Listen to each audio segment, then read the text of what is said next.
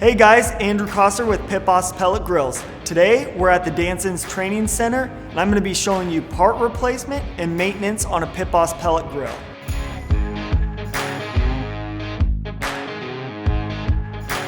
So in this video we're going to be replacing the fan on your Pit Boss pellet grill.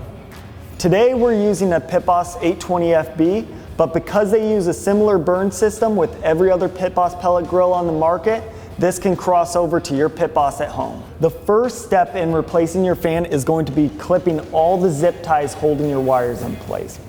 You're going to want to use either wire cutters or scissors to do this, but make absolutely sure you do not clip any of the wires.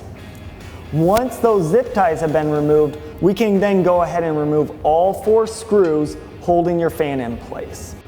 Once the screws have been removed, the fan will actually come right down and you can disconnect the fan by the Molex connectors connecting it to the control board. After we've done this, we can actually just connect a new fan and reinstall it just in reverse.